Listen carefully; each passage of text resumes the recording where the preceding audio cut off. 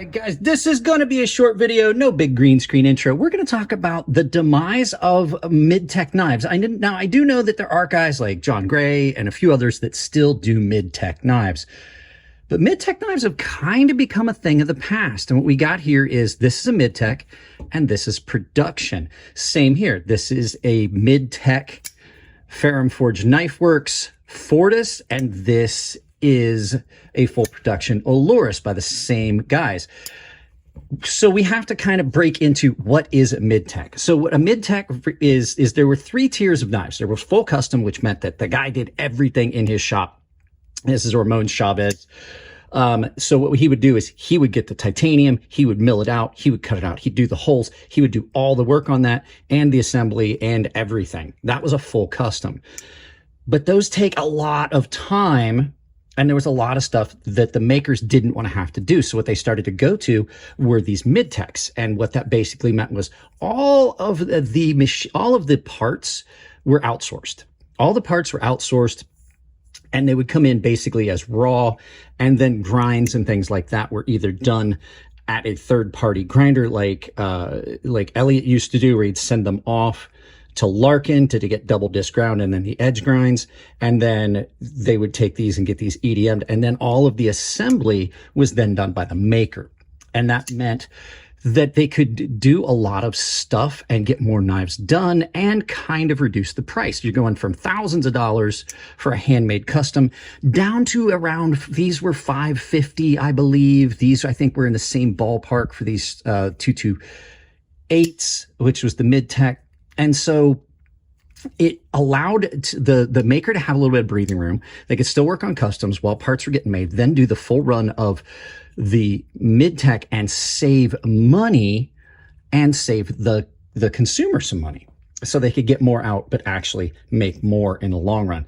Now, the problem is that machining got to a point where then production started looking better. So the next level down was production, which meant you basically sent someone a design and then they sent you a finished product. OEM is what it's called for a lot of makers. It's just OEM, like this Olurus that Ferrum Forge does, and this Stinger, which is, these are basically vert production. This was one of their mid-techs, and then this is based off another one of their mid-techs, and they're just full productions. Hands off, they're done. They come in, they QA them, and then they sell them out the door that way. Now, back to the whole thing of why did mid-techs start to fade away? Well, the thing was, the price of machining got to where it just made more sense to have someone make your design for you and then you sell it.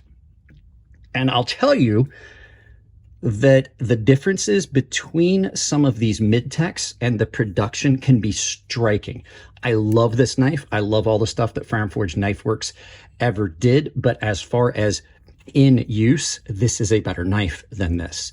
A lot of times the mid-techs, as you can see, they were kind of bulky, they overbuilt, they were kind of thick because they were trying to kind of meet that requirement. But it just got to where to take that down any thinner cost you more money, and it was more difficult.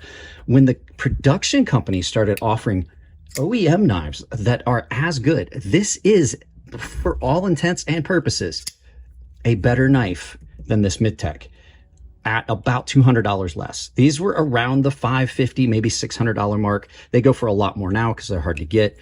These were about $350. Same with this. This is coming in at around, they're rare now, so they cost more. So $500, $550 original.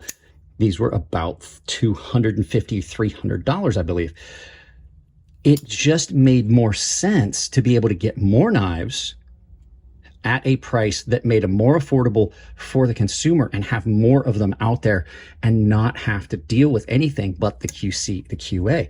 This is a great, great button lock version of their knife. And that's the other thing.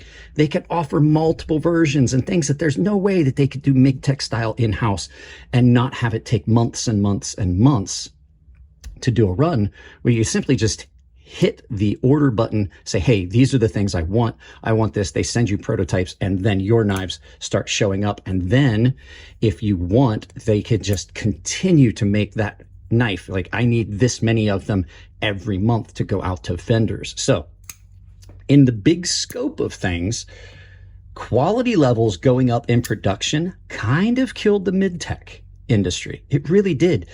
And there's nothing wrong with that because things evolve and change. The customs and things like that were really expensive and not always that much better. The mid-techs sometimes allowed a better quality at a cheaper price. And I don't mean quality like the quality of machining and manufacturing and things. I'm talking about like the quality of what you got in the long run. You can see very, very, very thick edge on this.